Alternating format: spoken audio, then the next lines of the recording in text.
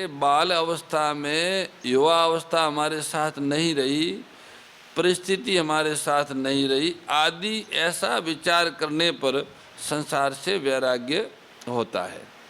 दूसरा, अपने कहलाने वाले जितने कुटुंबी हैं, संबंधी हैं, वे हमारे से अनुकूलता की इच्छा रखते हैं तो अपनी शक्ति, सामर्थ्य, योग्यता, समझ के अनुसार उनकी न्याय युक्त इच्छा पूरी कर दो और परिश्रम करके उनकी सेवा कर दो, परंतु उनसे अपनी अनुकूलता की तथा कुछ लेने की इच्छा का सर्वथा त्याग कर दो।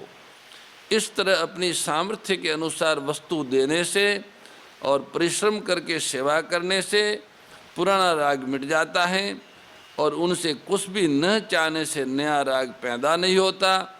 इससे स्वाभाविक संसार से वैराग्य हो जाता है।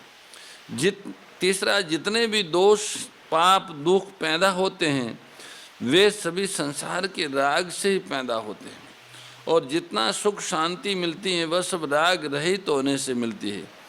ऐसा विचार करने से भी वैराग्य हो जाता है। इस छठे अध्याय के 35वें श्लोक में अभ्यास और वैराग्य द्वारा मन के निग्रह की बात कहकर अब आगे के 37वें श्लोक में भगवान ध्यान योग की प्राप्ति में अन्वय व्यतिरेक से अपना मत बताते हैं। श्री भगवान कहते हैं कि जिसका मन पूरा वश में नहीं हुआ उसके द्वारा योग प्राप्त करना कठिन है, परंतु उपाय पूर्वक यत्न करने वाले तथा वश में किए हुए मन वाले साधक को योग प्राप्त हो सकता है, ऐसा मेरा मत है। असंआत्मना योगो दुष्प्राप, मेरे मत में तो जिसका मन वश में नहीं है उसके द्वारा योग सिद्ध होना कठिन है, कारण कि योग की सिद्धि में मन का वश में न होना जितना बाधक है उतनी मन की चंचलता बाधक नहीं है। ध्यान योगी को अपना मन वश में करना चाहिए। मन वश में होने पर वह मन को जहाँ लगाना चाहे वहाँ लगा सकता है, जितनी देर लगाना चाहे उतनी देर लगा सकता है और जहाँ से हटाना चाहे वहाँ से हटा सकता है। पराये साधकों की ये प्रवृत्ति होती है कि वे साधन तो श्रद्धापूर्वक करते हैं पर उनके प्रयत्न में स्थिरता रहती है, जिससे साधक में संयम नहीं रहता। मन, इंद्रियों, अंतःकरण का पूर्णतया संयम नहीं होता, इसलिए योग की प्राप्ति में कठिनता होती है। परमात्मा सदा सर्वत्र विद्यमान रहते हुए भी जल्दी प्राप्त नहीं होते।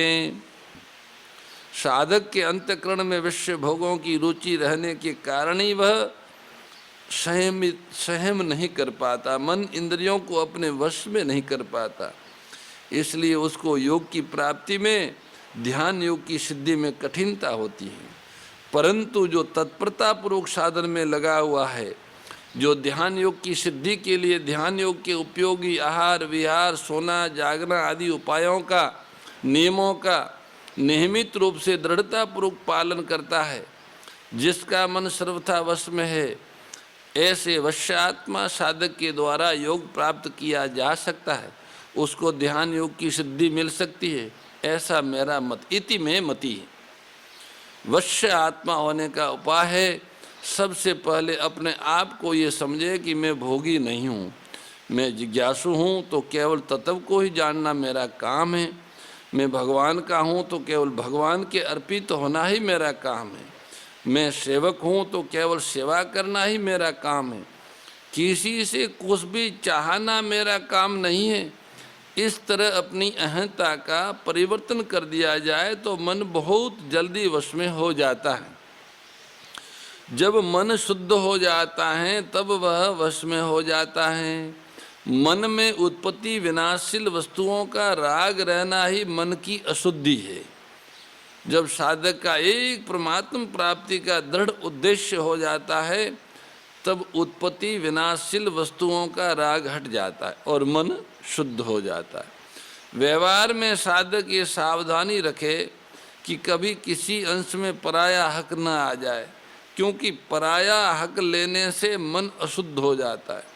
कहीं नौकरी मजदूरी करे तो जितने पैसे मिलते हैं उससे अधिक काम करें। व्यापार करे तो वस्तु का तोल नाप या गिनती औरों की अपेक्षा ज़्यादा भले ही हो जाए पर कम न हो। मजदूर आदि को पैसे दे तो उसके काम के जितने पैसे बनते हो उससे कुछ पैसे अधिक दे। इस प्रकार व्यवहार करने से भी मन शुद्ध हो जाता है। ध्यान योग में अर्जुन ने मन की चंचलता को बाधक माना और उसको रोकना वायु को रोकने की तरह असंभव बताया। इस पर भगवान ने मन के निग्रह के लिए अभ्यास और वैराग्य दो उपाय बताए। इन दोनों में ध्यान योग के लिए अभ्यास मुख्य है, वैराग्य ज्ञान योग के लिए विशेष उपयोगी होता है। यद्यपि वैराग्य ध्यान योग में भी सहायक है, तथापि ध्यान योग में राग के रहते हुए भी मन को रोका जा सकता है।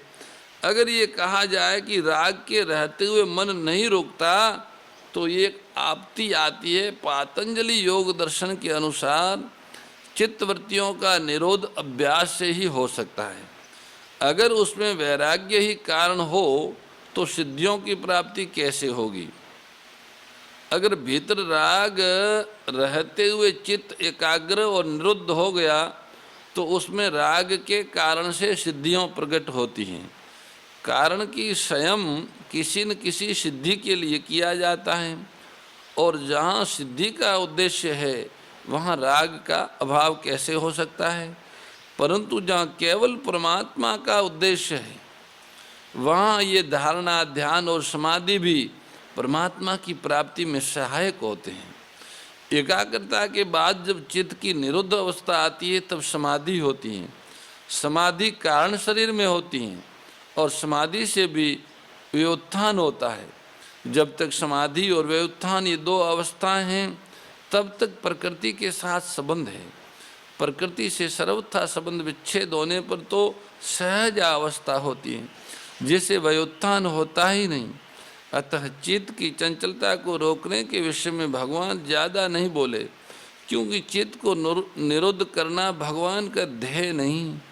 भगवान ने जिस ध्यान का वर्णन किया है वह ध्यान साधन है, ध्येय नहीं है। भगवान के मत में संसार में जो राग है यही खास बाधा है और इसको दूर करना ही भगवान का उद्देश्य है। ध्यान तो एक शक्ति है, एक पूंजी है जिसका लौकिक पारलौकिक सिद्धियों आदि में सम्यक उपयोग किया जा सकता है। स्वयं केवल परमात्मा को चाहता है तो उसको मन को एकाग्र करने की इतनी आवश्यकता नहीं जितनी आवश्यकता प्रकृति के कार्य मन से संबंध विच्छेद करने की है, मन से अपनापन हटाने की है, मन से ममता को मिटाने की है। अतः जब समाधि से भी उपरति हो जाती है तब सर्वातीत तत्व की प्राप्ति होती है। तात्पर्य है कि जब तक समाधि अवस्था की प्राप्ति नहीं होती तब तक उसमें एक आकर्षण रहता है। जब वह अवस्था प्राप्त हो जाती है तब उसमें आकर्षण न रहकर सच्चे जिज्ञासु को उससे उपरति हो जाती है। उपरति होने से अवस्था मात्र से संबंध विच्छेद होने से अवस्था अतीत चिन्मय तत्व की अनुभूति होती है। यही योग की सिद्धि है। चिन्मय तत्व के साथ आत्मा का नित्य योग, नित्य संबंध है। वास्तव में ध्यान योग की सिद्धि के लिए मन का निग्रह करना उतना आवश्यक नहीं है जितना उसको वश में करना, शुद्ध करना आवश्यक है। शुद्ध करने का तात्पर्य है मन में विषयों का राग न रहना। जिसने अपने मन को शुद्ध कर लिया उसका ध्यान योग प्रयत्न करने पर सिद्ध हो जाता है। भगवान ने 31वें श्लोक में सर्वभूत स्थितम यो माम कहा बात कही थी, उसमें मुख्य बाधा है भगवत बुद्धि न होना। सब में भगवान है इस भाव से मेरा भजन करो ऐसा कहा था। ऐसा भजन न होने में कारण है कि सब में भगवत बुद्धि न होना। 32वें श्लोक में भगवान ने में कहा सर्वत्र संपश्यति अर्जुन। तो जो बात पहले कही थी उसी में मुख्य बाधा राग द्वेष होना है, परंतु अर्जुन ने भूल से मन की चंचलता को बाधक समझ लिया।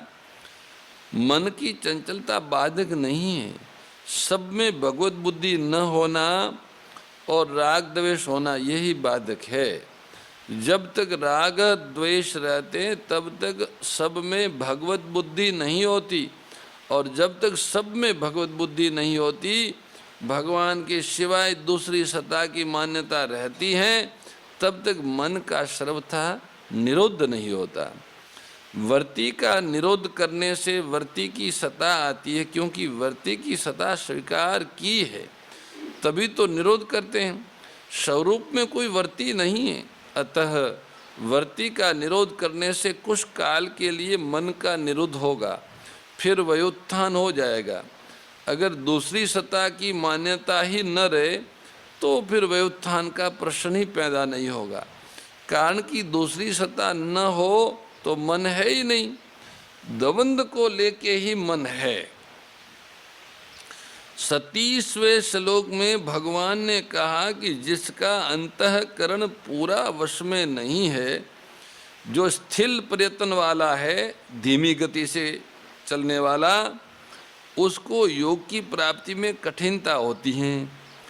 इस पर अर्जुन के मन में प्रश्न उठा। वो अपने प्रश्न को अगले 2 श्लोकों में भगवान के सामने प्रस्तुत करते हैं। अर्जुन बोले, हे कृष्ण, जिसकी साधन में श्रद्धा है पर जिसका प्रयत्न स्थिर है, वह अंत समय में अगर योग से विचलित मना हो जाए तो योग सिद्धि को प्राप्त न करके किस गति को चला जाता है, ये एक प्रश्न है। जिसकी साधना में जप ध्यान सत्संग स्वाध्याय आदि में रुचि है, श्रद्धा है, उसको करता भी है, पर अंतःकरण और बहिकरण वश में न होने से साधन में स्थिरता है, तत्परता नहीं है, ऐसे साधक अंत समय में संसार में राग रहने से, विषयों का चिंतन होने से अपने साधन से विचलित हो जाए, अपने ध्येय पर स्थिर न रहे, तो फिर उसकी क्या गति होगी। विषयासक्ति असावधानी के कारण अंतकाल में जिसका मन विचलित हो गया, साधना से हट गया, और इस कारण उसको योग की संसिद्धि परमात्मा की प्राप्ति नहीं हुई, तो फिर वह किस गति को प्राप्त होगा। उसने पाप करना तो सर्वथा छोड़ दिया है, वह नरकों में तो जा सकता नहीं, और स्वर्ग की कामना न होने से स्वर्ग में भी जा सकता नहीं, तथा श्रद्धापूर्वक साधन में लगा हुआ होने से उसका पुनर्जन्म भी हो सकता नहीं। परंतु अंत समय में परमात्मा की स्मृति न रहने से, दूसरा चिंतन होने से उसको परमात्मा की प्राप्ति भी नहीं हुई, तो फिर उसकी क्या गति होगी, वो कहाँ जाएगा। कृष्ण संबोधन देने का तात्पर्य है कि आप संपूर्ण प्राणियों को खींचने वाले और उन प्राणियों की गति आगति को जानने वाले, इन गतियों के विधायक हैं। अतः मैं आपसे पूछता हूँ कि योग से विचलित हुए साधक को आप किधर खींचेंगे, उसको आप कौन सी गति प्रदान करेंगे।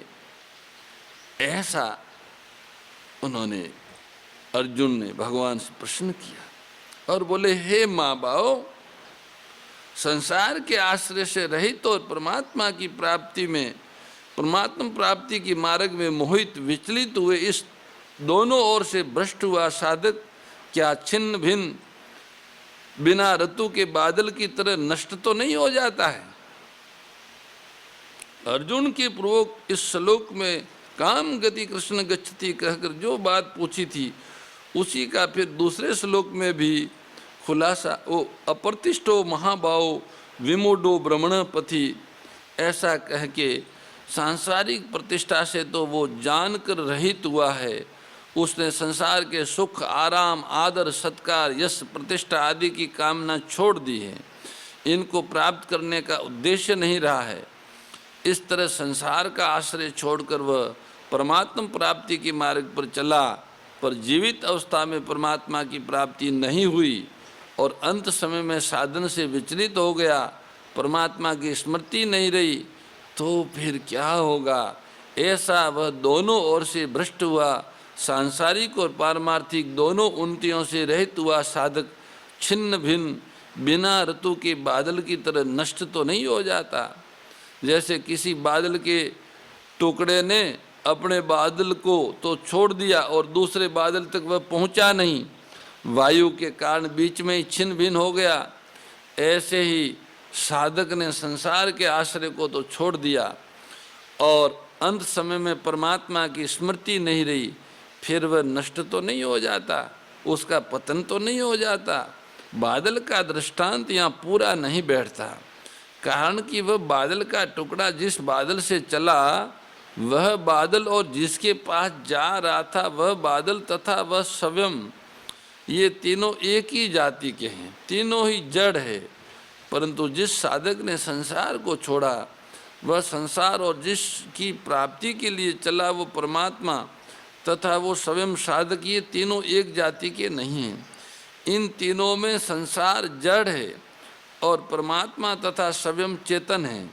इसलिए पहला आश्रय छोड़ दिया और दूसरा आश्रय प्राप्त नहीं हुआ। इस विषय में उपयुक्त दृष्टांत ठीक बैठता है। इस श्लोक में अर्जुन के प्रश्न का आश्रय यह है कि साक्षात परमात्मा का अंश होने से जीव का अभाव तो कभी हो नहीं सकता। अगर इसके भीतर संसार का उद्देश्य होता, संसार का आश्रय होता, तो ये स्वर्ग आदि लोकों में अथवा नरकों में तथा पशु पक्षी आदि आसुरी योनियों में चला जाता। राग द्वेष विदारिणी कारिणी मोद सदा ओ मैया कारिणी मोद सदा भव भय हारिणी तारिणी भव भय हारिणी तारिणी परमानंद प्रदा ओम जय भगवद्गीते। आसुर भाव विनाशिनी नाशिनी तमरजनी ओ मैया नाशिनी तमरजनी दैवी सद्गुणदायिनी दैवी सद्गुणदायिनी हरि रसिका सजनी ओम जय भगवद्गीते। परम श्रद्धेय गौरीशी स्वामी श्री दत्त शरणानंद जी महाराज की प्रेरणा व मार्गदर्शन में विश्व के सबसे बड़े गौ सेवा संस्थान श्री गोधाम महातीर्थ पथमेड़ा द्वारा संरक्षित लाखों बीमार, विकलांग, वृद्ध एवं अशक्त गोवंश वेद लक्षणा गोमाता की सेवा के साथ साथ भारतीय गोवंश का संरक्षण, संपोषण, संवर्धन एवं उनसे प्राप्त पंचगव्यों का परिष्करण व विनियोग करना, घर घर गोपालन, गो अभ्यारण्य, घास चारा उत्पादन हेतु गोचर भूमि का विकास, गोपालन लोक संस्कृति के पुनर्जागरण हेतु वेद लक्षणा गो महिमा का प्रचार प्रसार करना तथा गोपालक किसानों के स्वावलंबन हेतु गो कृषि अन्न एवं गो दुग्धान का गुणवत्ता युक्त बाजार तैयार करना श्री गोधाम महातीर्थ का पावन उद्देश्य है। आप सभी दानदाता श्री गोधाम महातीर्थ पथमेड़ा द्वारा संचालित गो सेवा महाअभियान में बढ़ चढ़कर सहयोग कर लाखों बीमार, विकलांग, वृद्ध एवं अशक्त गोवंश के गोग्रास सेवा हेतु श्री गोधाम महातीर्थ पथमेड़ा लोक पुण्यार्थ न्यास के बैंक ऑफ बड़ौदा खाता संख्या 084901000238827 IFSC कोड BARB 0 ASHRAM शाखा आश्रम रोड अहमदाबाद में गोग्रास सेवा निमित्त जमा कर सकते हैं। अधिक जानकारी के लिए संपर्क करें 7742093179 7665059999 7073000151।